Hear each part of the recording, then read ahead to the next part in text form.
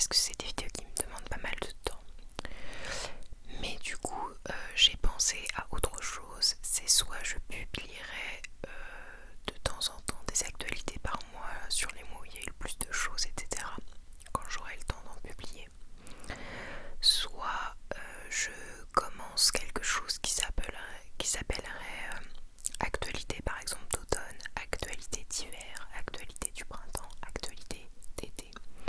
Donc ça espacerait la sortie de ces vidéos et je condenserai les actualités les plus importantes qui ont eu lieu pendant quelques mois. Ça peut être pas mal, mais voilà, je me suis dit que c'était peut-être mieux d'espacer pour commencer ces vidéos-là, quitte à recommencer la série par mois quand je pourrais, mais que au moins il n'y ait pas de retard dans la série, plutôt que j'essaye de garder ces vidéos du mois et qu'il y ait certains mois où il n'y en ait pas, etc. Je trouve ça moins agréable pour toi. Je sais pas si l'idée te paraît bonne. Mais voilà, on est un peu sur un rythme croisière sur cette chaîne. J'essaye vraiment de publier pendant mes temps libres, de faire le montage pendant mes temps libres. Et ça implique évidemment moins de vidéos. Parce que je ne passe pas tout mon temps à faire des vidéos.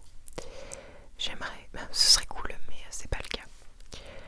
Petit point fait, du coup là je vais essayer de te présenter toutes les actualités les plus importantes qui ont lieu pendant la saison d'automne, puisqu'on arrive à la fin de l'automne, on est dans la saison de l'hiver.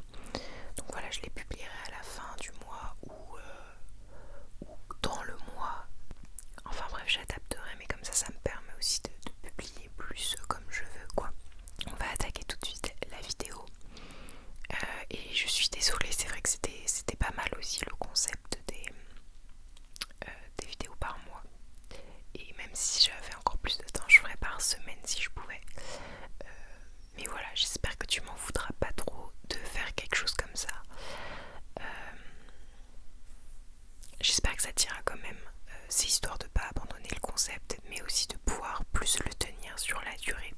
Bon, déjà je t'avais dit que j'allais tenter le truc, mais j'étais pas sûre de le tenir. Effectivement, j'ai pas réussi à le tenir trop. Donc on va voir. Et j'espère que tu seras aussi présent sur cette vidéo et que tu apprécieras tout autant. Voilà, je te souhaite une bonne détente et on se retrouve à la fin. À tout à l'heure.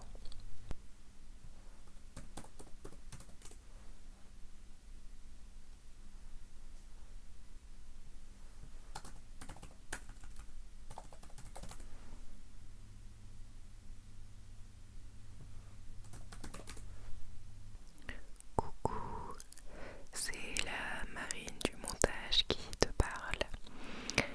C'est juste une toute petite coupure pour te prévenir que tu ne vas pas avoir l'image pendant quelques minutes ensuite. En fait, malheureusement, j'avais oublié de recharger la batterie de la nouvelle caméra. Et je pensais qu'elle filmait quand même avec la faible charge en batterie. Et finalement, elle a arrêté de filmer. Donc j'avais juste le son et pas l'image. Donc, comme je tenais à te la publier quand même ce jeudi, et bien voilà, je la poste quand même, mais pendant les prochaines minutes, il n'y aura pas d'image. Voilà, j'espère que tu ne m'en voudras pas trop. Et je te souhaite une bonne détente quand même. Merci de ta compréhension. Bon, et d'ailleurs, je sais pas si t'as remarqué, mais je ne filme pas avec mon appareil photo habituel. Il y a un pote à moi qui m'a passé sa caméra trop belle, trop belle, et qui est capable du coup de filmer, je crois, pendant 1 heure sans s'arrêter. Donc ça va m'éviter de faire des coupures et ça va me simplifier vraiment la vie pour le montage. Et je crois qu'il a eu un peu de la peine pour moi quand il m'a vu faire du montage à côté de lui. Et s'est dit bon, effectivement c'est la galère. Du coup, il a accepté de me passer sa caméra, ce qui est ouf. Merci.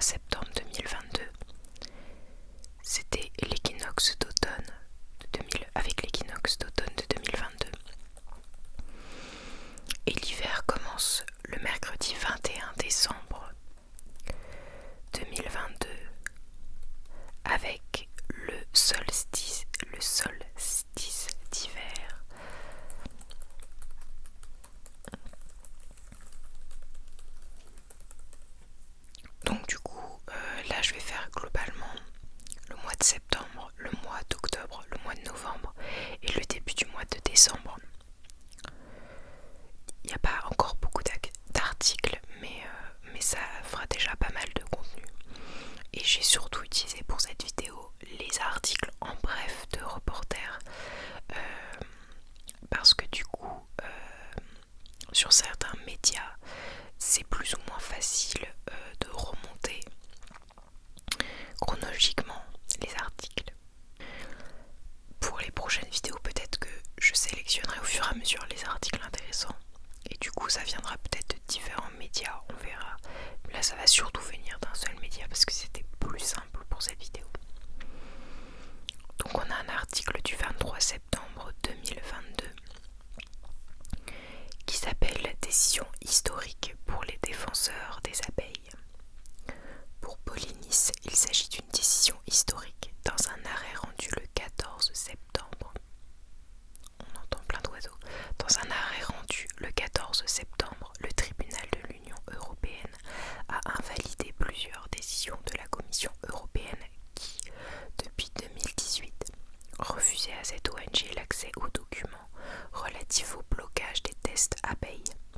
Ces protocoles scientifiques établis en 2013 par l'Agence sanitaire européenne à la demande de la Commission européenne ont pour but d'évaluer avant leur mise sur le marché la toxicité réelle des pesticides sur les pollinisateurs.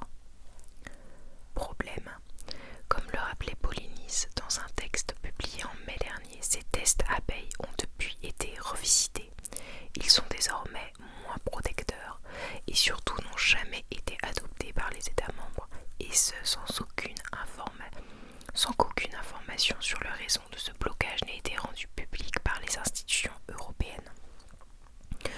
D'où justement la demande de l'ONG qui, désirant connaître les raisons de ce blocage servant uniquement les intérêts de l'industrie agrochimique, souhaitait avoir accès à tous les documents échangés à ce propos par la Commission européenne. L'idée, comme le dit un reporter Julie Pêcheur, directrice du plaidoyer chez Polynice, est de savoir ce que notre pays a voté lors de ces réunions et quels ont été les arguments échangés de part et d'autre pour ne pas adopter ce document scientifique voulu par l'ensemble des parties prenantes, sauf l'agrochimie, le tout sans que les citoyens n'aient accès à ces informations. Avec ce jugement fondamental, le tribunal de l'Union européenne met fin à l'opacité inacceptable qui entache une partie du processus décisionnel européen. Et c'est ce dont s'est félicité le délégué général de l'ONG dans un communiqué publié le 15 septembre. Donc une bonne décision rendue par le tribunal de l'Union européenne qui a invalidé des décisions qui refusaient jusqu'alors l'accès à des documents. Ensuite, des événements que tu n'as certainement pas dû louper en matière d'environnement, de climat, etc. C'est bien évidemment la Coupe du Monde au Qatar. Et bien sûr, ces médias en parlaient, ils en parlaient dès septembre. On a en effet un article du 28 septembre 2022 intitulé « Coupe du Monde, un avion navette toutes les 10 minutes ». À l'occasion de la Coupe du Monde de football cet hiver, le Qatar prévoit de mettre en place des navettes en avion. Le petit pays des Émirats du Golfe, qui compte seulement 2,8 millions d'habitants, ne pourra pas loger tous les supporters prévoyant d'assister au match. Quelques 1,2 million de personnes sont attendues. Ainsi, 160 vols quotidiens auront lieu toutes les 10 minutes entre le Qatar et les pays voisins, où séjourneront de nombreux aficionados, j'arrivais pas à le dire, du ballon rond. C'est donc pas moins de 4650 vols en avion navette qui auront lieu durant toute la compétition, qui se déroulera du 20 novembre au 18 décembre. Et là on est en plein dedans quand je filme cette vidéo. Les émissions de gaz à effet de serre provoquées par cette activité aéronautique frénétique viendront alourdir un bilan déjà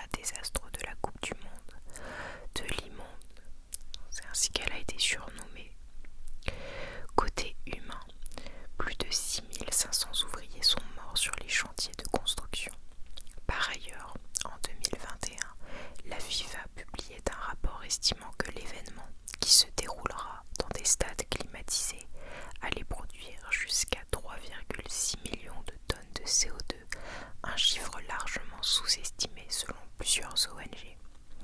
Au regard de ce désastre humain écologique, des appels au boycott commencent à fleurir dans la presse et sur les réseaux sociaux. Donc voilà sur la Coupe du Monde au Qatar. Sujet assez brûlant en ce moment, sujet à pas mal de débats. Je pense qu'on est tous d'accord pour dire que c'est quand même un grand n'importe quoi. Peu importe qu'on aime le foot ou pas, je crois qu'on est sur un total non-sens à l'heure actuelle, ça c'est sûr, que ce soit sur le plan social, écologique évidemment. Mais voilà, dis-moi, toi en tout cas, sur le sujet du boycott qui divise plus, si tu boycottes ou pas actuellement cette Coupe du Monde au Qatar. Ça m'intéresse d'avoir ton avis, dans la bienveillance et le respect bien évidemment. À titre personnel, je trouve quand même triste de voir qu'un sport qui a la capacité d'autant unir les humains du monde entier et qui à l'origine est un sport des plus populaires, des plus accessibles partout, et bien deviennent ce type de symbole là. Je trouve ça super triste. Donc voilà, mais je suis intéressée par de connaître ton avis, n'hésite pas à commenter. Ensuite on a un autre article du 30 septembre 2022 qui s'intitule Pas-de-Calais, 7 enfants atteints de saturnisme à cause d'une usine. Et cet article m'intéressait tout particulièrement puisque comme tu le sais, j'habitais non loin de là-bas pendant mes études. Je suis maintenant revenue dans la région nantaise. Alors, du plomb dans le sang des enfants. Voilà la conclusion des résultats partiels des analyses menées cet été à Évine, Malmaison, Courcelles-les-Lances, Noyelles-Godeau, Le Forest et Dourges dans le Pas-de-Calais. Donc c'est vraiment tout à côté de là où je me trouvais. Et révélé le 27 septembre. À la suite d'une enquête menée par l'émission Vert de Rage sur France 5, l'agence régionale de la santé, ARS des Hauts-de-France, avait été poussée à conduire une campagne de dépistage chez les mineurs. La raison, la proximité de ces communes avec l'ancienne usine Métal Europe Nord que j'avais étudiée pendant les cours d'ailleurs.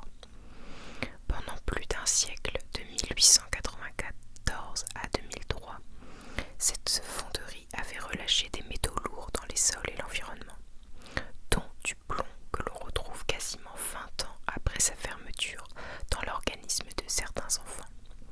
Ces résultats ne sont pas forcément représentatifs car seulement 889 enfants y ont participé, soit 11,7% de la population ciblée, souligne le journal La Voix du Nord, qui est le journal local là-bas. Il montre toutefois que parmi cet échantillon, 7 enfants présentent un taux de plomb dans le sang supérieur à 50 microgrammes par litre. Ils peuvent donc être considérés comme atteints de saturnisme. L'ARS précise tout de même, pour 3 d'entre eux, au moins une autre source d'exposition potentielle au plomb, différente de l'usine Métal Europe Nord, aurait été identifiée. Par ailleurs, 61 autres enfants présentent une plombémie au-dessus du seuil de vigilance. Donc le seuil de vigilance se situe à 25 microgrammes par litre. Le plomb, même à faible dose, est très toxique, particulièrement chez les enfants. Il endommage le système nerveux, la moelle osseuse et les reins. Comme l'écrit La Voix du Nord, l'association locale de défense de l'environnement PIGE réclamait depuis plusieurs années le retrait des terres polluées, c'est-à-dire une zone de 650 hectares, et l'État s'y est toujours refusé. Ensuite, prochain article, un peu dans le thème Coupe du Monde au Qatar, article en date du 10 octobre 2022. Jeu d'hiver en Arabie Saoudite, des opposants condamnés à mort.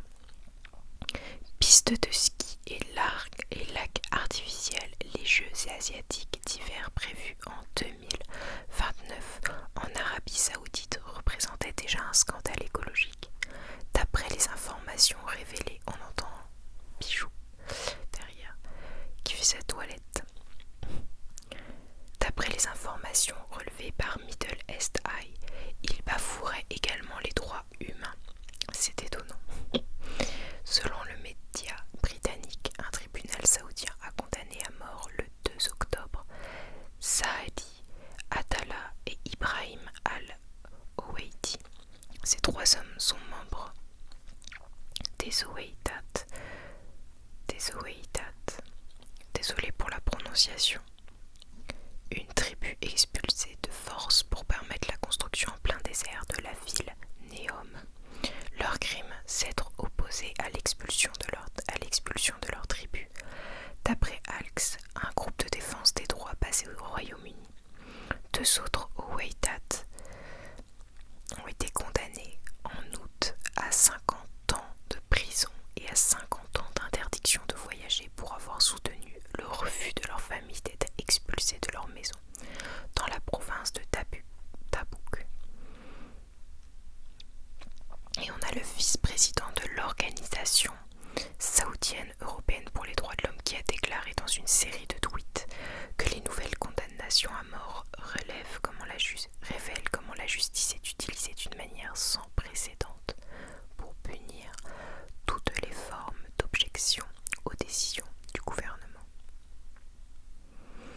Et donc on a une photo assez parlante, je vais essayer de la montrer en grand.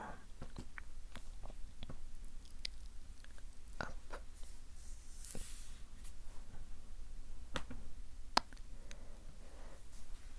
Photo assez parlante, donc là on est sur le désert. Hop. Le désert où du coup vont être construits toutes les infrastructures permettant d'accueillir les Jeux olympiques asiatiques d'hiver. Voilà, on est vraiment sur un total désert dans la province de Tabouk, dans la région d'Arabie Saoudite. Donc voilà, toujours plus loin dans l'absurde. Ensuite, article du 13 octobre 2022. Le WWF constate une baisse dévastatrice des animaux sauvages en 50 ans. Entre 1970 et 2018, le déclin moyen des populations de vertébrés est de 69%. C'est le constat alarmant dressé par le WWF dans son nouveau rapport Planète Vivante. Je t'incite à le lire si ça t'intéresse. Publié tous les 2 ans, cette étude s'appuie sur l'indice Planète Vivante calculé avec la Société zoologique de Londres à partir des données scientifiques collectées sur 32 000 populations de plus de 5 230 espèces de vertébrés. Donc selon le rapport, le réchauffement, le dérèglement climatique deviendra la principale cause de perte de biodiversité au cours des prochaines décennies si la hausse des températures n'est pas contenue à 1,5 degré Celsius au-dessus de la température d'avant la révolution industrielle.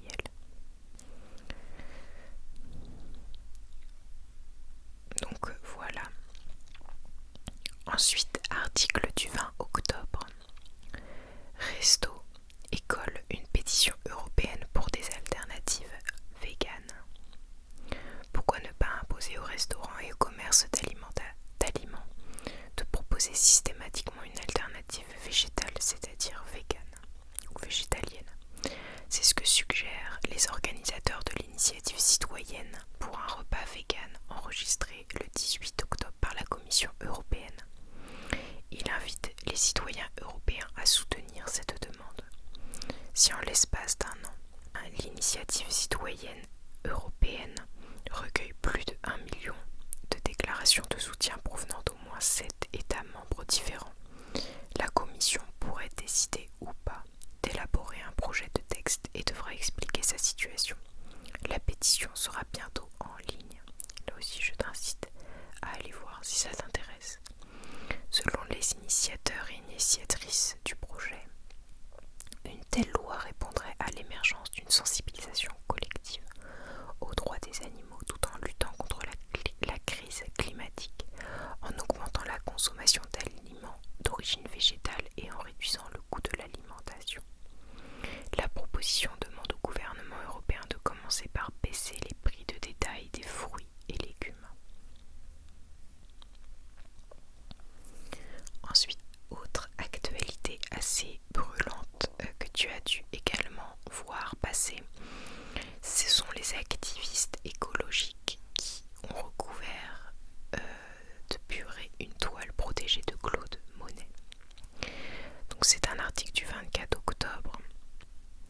Donc les gens meurent de faim, de froid, nous vivons une catastrophe climatique et tout ce dont vous avez peur, c'est de la soupe de tomates ou de la purée de pommes de terre sur un tableau. Donc ça, c'est ce que nous disent les deux militants écologistes allemands qui ont aspergé de purée les meules, c'est-à-dire une célèbre toile du peintre français Claude Monet, le dimanche 23 octobre. Vêtus d'un gilet réfléchissant orange, ils se sont ensuite agenouillés auprès du tableau dégoulinant, une main badigeonnée de colle fixée au mur.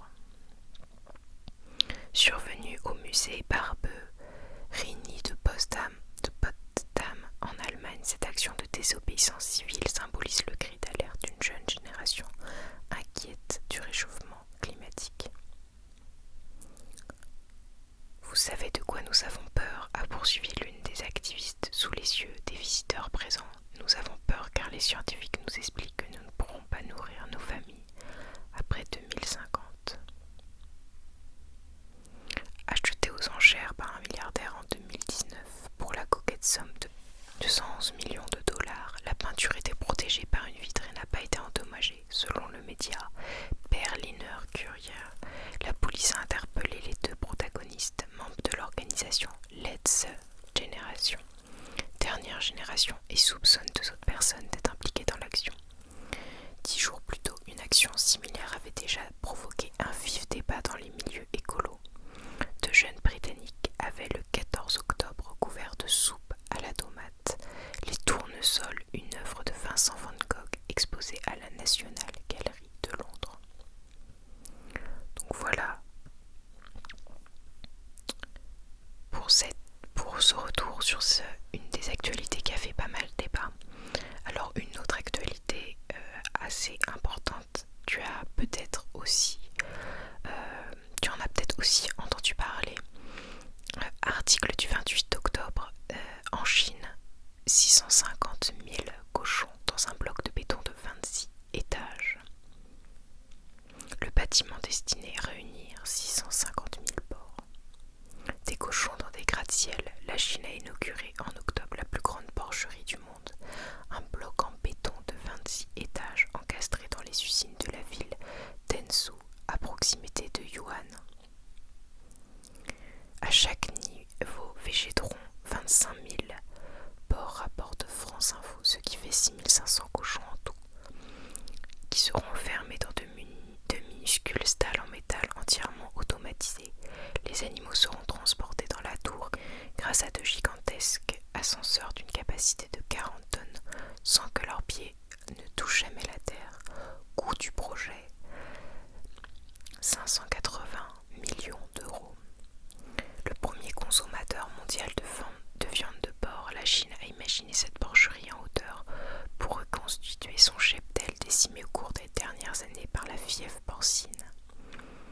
Ce modèle semble avoir vocation à se développer dans le pays. 4 autres élevages industriels de ce type sont prévus à Ezhou, avec une capacité totale d'accueil de plus de 3 millions de cochons. Oui, c'était pas mal d'actualités un peu absurdes ces derniers temps. Ensuite, actualité du 4 novembre 2022. L'État veut construire 30 méga-bassines dans la Vienne. Donc ça, c'est un truc que j'ai pas mal suivi ces derniers temps. Donc 30 nouvelles méga-bassines vont être creusées dans le bassin du Clin, autour de Poitiers dans les Deux-Sèvres. Si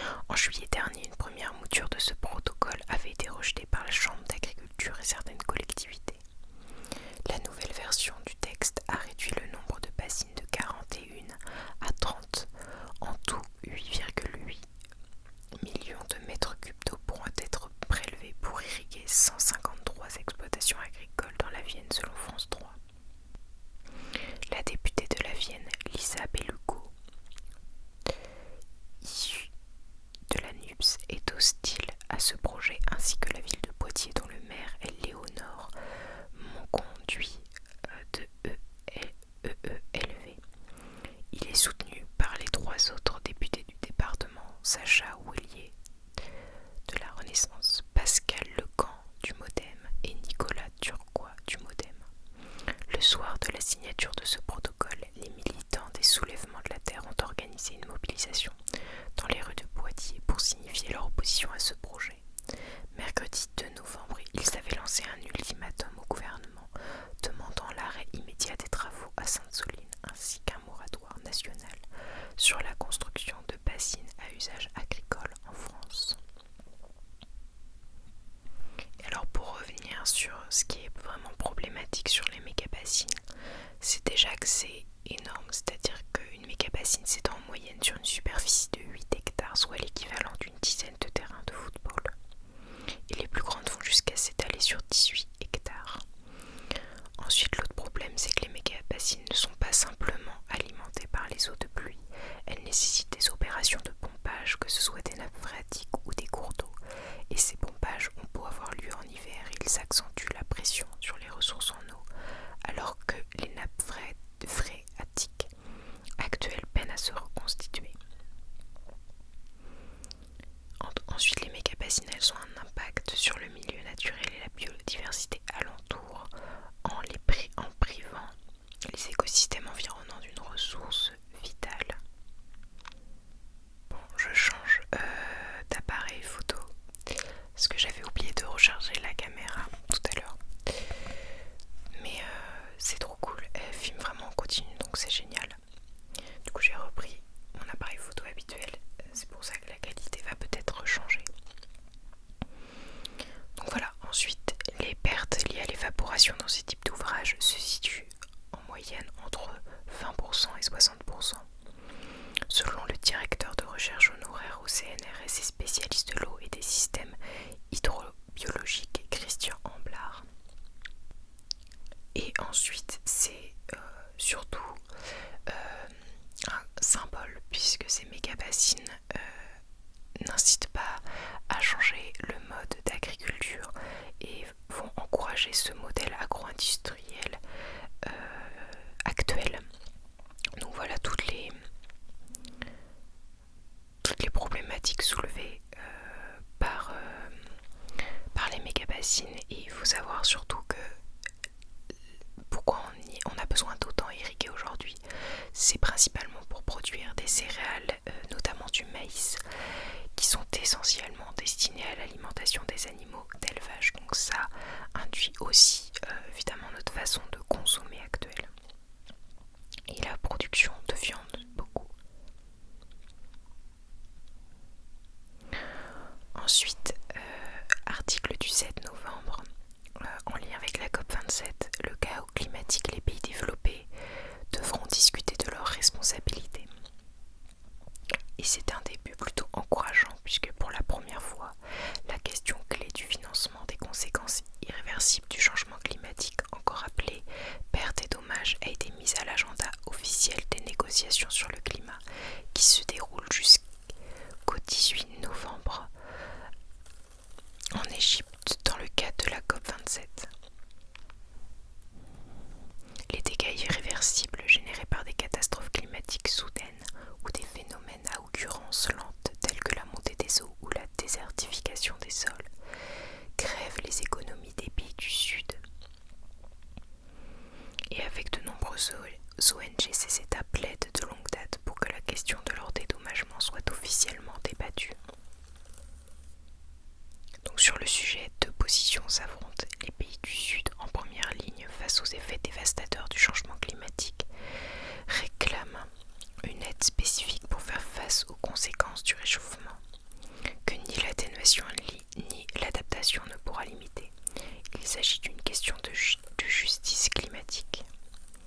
Pour les pays du Sud qui n'ont historiquement que très peu contribué aux émissions de gaz à effet de serre, les pays du Nord, quant à eux, avec les États-Unis et la France en tête, ont toujours balayé d'un revers de main cette question. Les pays du G20 sont pourtant responsables de 80% des émissions de gaz à effet de serre, mais ils craignent de s'exposer à des poursuites judiciaires ou que la mise en place d'un dédommagement spécifique pour les pertes et dommages ne pèse de plus en plus lourd sur leurs économies. Lors de la COP26, les débats informels sur les pertes et dommages avaient été particulièrement intenses et rien n'en était sorti. Et donc depuis, les lignes ont un peu bougé puisque par la voix de son envoyé spécial pour le climat, John Kerry, les États-Unis se sont dit totalement favorables à l'ouverture de tels débats sans préciser pour autant quelle sera leur position. Selon le site d'information Euronews, l'Union européenne reste réticente à la création d'un fonds dédié à la réparation des dommages. Côté français, l'enthousiasme restait également mitigé. En amont de la COP27, l'entourage du président assurait être ouvert aux discussions tout en plaidant pour la mise en place de projets sur le terrain plutôt que sur des financements.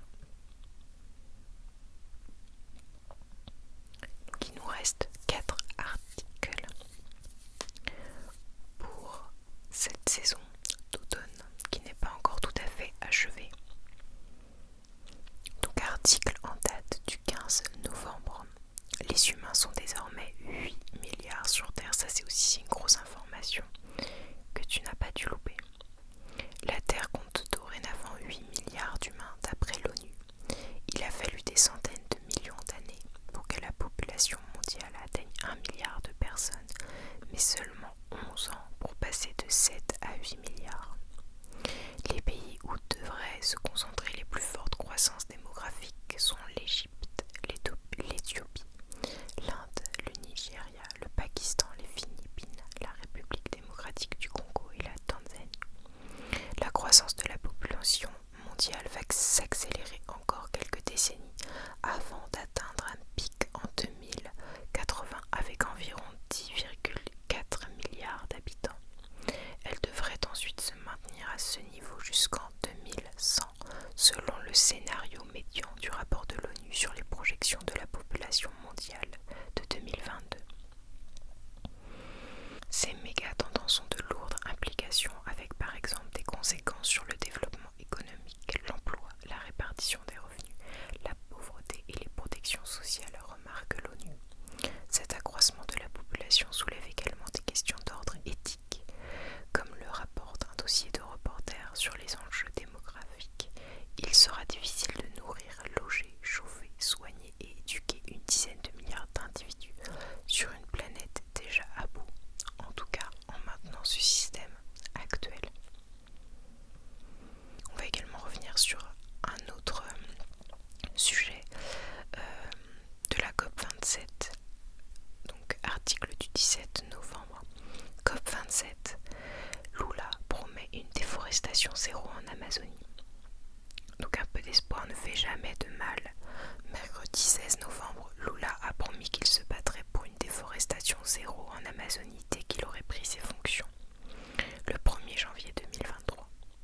Le nouveau chef de l'État brésilien, élu le 30 octobre face au président sortant d'extrême droite, Jair Bolsonaro, a fait cette annonce à l'occasion de sa venue à la COP27 qui a lieu en Égypte jusqu'au 18 novembre.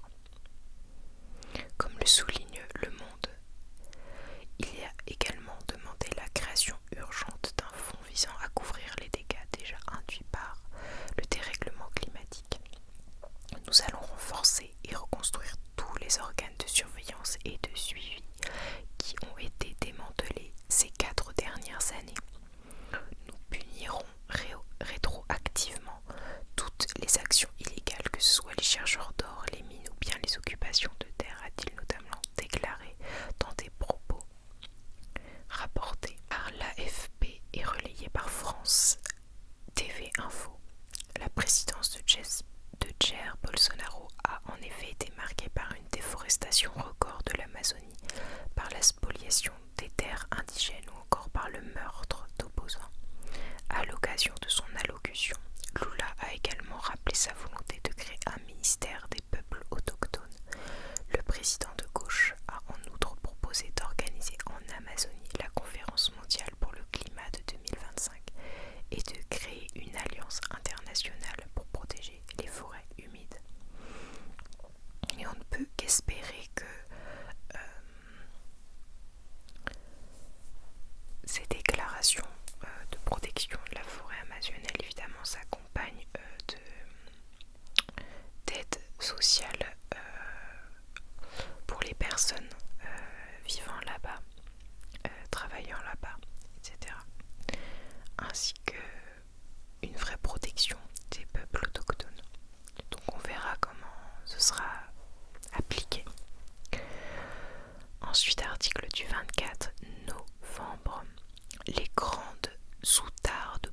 s'auto-médiquer. Et une grande outarde, ça ressemble à... Je te montre ça. Ça ressemble à ça. Une grande outarde.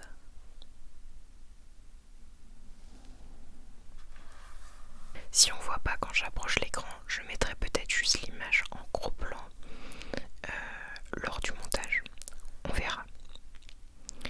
Ni médecin, ni pharmacie dans les steppes et les prairies. La grande outarde Otistarda n'en a cure.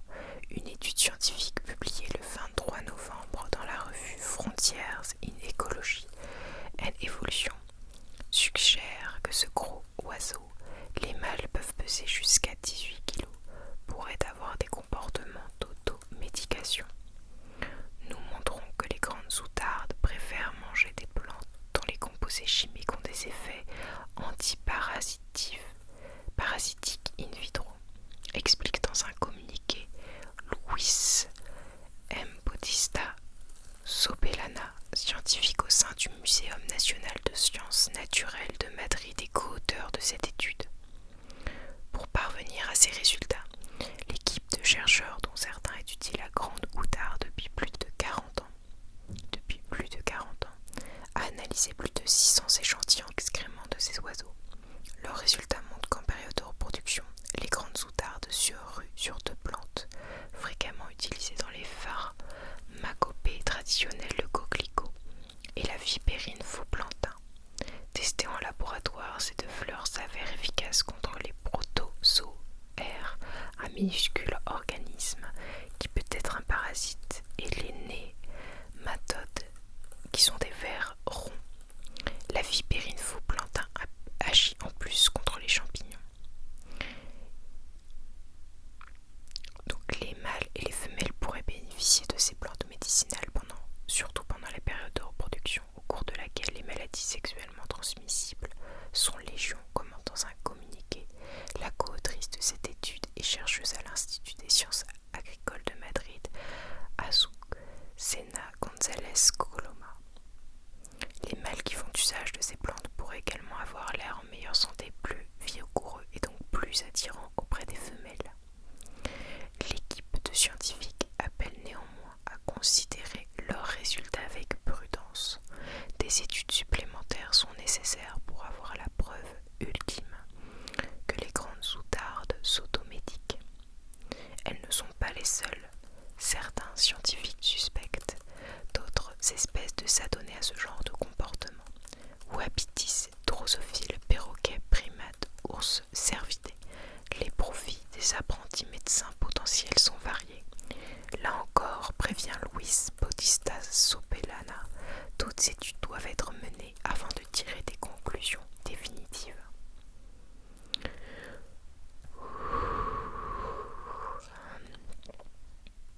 Je baille. Et on finit avec la dernière actualité en date. Des habitants luttent pour sauver 12 hectares de forêt ancienne et de zones humides en Haute-Loire. Article de La Relève et La Peste. En date du 1er décembre.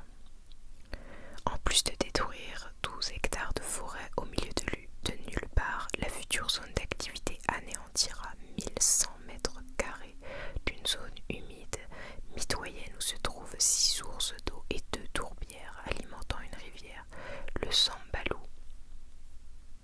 Installer un parc d'activité à la place d'une forêt ancienne, bétonner une zone humide, combler des sources d'eau en échange d'emplois incertains, c'est le projet fou de la communauté de communes Loire-Semaine qui prévoit de troquer des parcelles de nature contre des entreprises malgré l'opposition des habitants. Ce drame ordinaire se passe à Saint-Didier-en-Velay, près de Saint-Étienne en Haute-Loire. C'est là que sur une douzaine d'hectares du bois de Bramar, la communauté de communes veut implanter sa nouvelle zone artisanale, ZA, qui accueillera, prétend-elle, 2 à 300 emplois et sera destinée à stimuler un département en perte de vitesse. Coût estimé du projet 5 millions d'euros, dont une partie servira, selon les promoteurs, à financer les mesurettes de compensation compensation, sanctuarisation d'un bois, restauration de zones humides, etc. Désormais obligatoire pour bétonner des sols dans le cadre de la très souple stratégie zéro artificialisation nette du gouvernement. Destruction d'une zone humide en tête de bassin. Les défenseurs de l'environnement, eux, sont vent debout, rassemblés sous la bannière de l'association Sauvegarde Environnement Collectif Bois de Bramar. Ils dénoncent un projet douteux, sinon inutile, au coût environnemental exorbitant et très peu plébiscité par la population. La question de l'eau est d'ailleurs liée à l'usage intemporel du territoire. D'après l'association des pierres et des hommes qui inventorie le patrimoine lithique du massif du Pilat, la zone convoitée dans le bois Bramar serait un site mégalithique. Un inventaire réalisé en août dernier par l'association montre en effet que des menhirs et des pierres à cupules, c'est-à-dire creusées par la main de l'homme, ont été installés il y a au moins 5000 ans pour flécher le départ de 5 des 6 sources présentes dans cette partie du bois. Ensuite, il y aura 154 000 mètres cubes de déblais inutilisables. Et ce n'est pas tout. Les opposants au projet font valoir qu'outre l'abattage des arbres, l'implantation d'une zone d'activité sur ce terrain en forte pente, inadaptée aux activités humaines, c'est-à-dire une pente de vie 8,5%, nécessitera de déblayer quelques 330 000 mètres cubes de sol humide et argileux, dont une bonne moitié, soit 154 000 mètres cubes, ne seront pas réutilisables car impropres à la construction. Où seront-ils déplacés, se demandent les associations environnementales qui s'inquiètent aussi de l'impact de ces transferts de terre sur le biotope local et des dizaines d'espèces protégées recensées autour du site. Ce projet est une aberration écologique et une injure à notre beau paysage, ajoute l'antenne altiligérienne de France Nature Environnement. Il crée un trou de mythe dans la forêt. Il dénature un endroit prisé par les marcheurs, les coureurs, les cyclistes, pour son calme et sa capacité à ressourcer les esprits. Avancée et claire dans la réalisation. Dans le dossier d'enquête publique, le projet a reçu 80% d'avis défavorables de la part de la population, un avis défavorable du Conseil national de la protection de la nature et de nettes réserves de l'Agence régionale de santé. Ces consultations n'ont pas empêché le commissaire enquêteur de le valider en juin 2022, permettant au promoteur, par sa décision, de faire une avancée éclair dans sa réalisation. Le 16 septembre suivant, le préfet de Haute-Loire délivrait son autorisation environnementale et le 24 octobre, les travaux de défrichement commençaient en toute hâte sans attendre le délai légal de recours, précise France Nature Environnement. La communauté de communes souhaite évidemment jouer la montre et mettre la population devant le fait accompli, une fois les arbres rasés, qui songera encore à les protéger. Très mobilisé sur place, le collectif du bois de Bramar a mis en ligne une pétition et créé une cagnotte afin d'engager un recours au tribunal administratif de Clermont-Ferrand. Des manifestations sont prévues, l'affaire n'est donc pas terminée. Et d'ailleurs à ce propos, peut-être ça donnera des petites idées cadeaux aussi pour certains. Il y a un livre Forêt proposé par la Relève et la Peste qui sort sur leur j'aime plutôt pas mal sur leur boutique La Relève et la Peste. Ils vendent pas mal de livres vraiment très très beaux. Moi j'avais acheté le livre qui s'appelle Animal, il est vraiment magnifique, je te mettrai l'image ici je pense. Donc voilà, ils font des chouettes livres, ça peut faire de très beaux cadeaux. Donc voilà, j'en profite au passage pour leur faire un peu de pub. Voilà pour les actualités de la saison d'automne. J'espère que ça t'aura permis de t'informer tout en te détendant peut-être, ce serait très chouette. On entend bijoux qui auront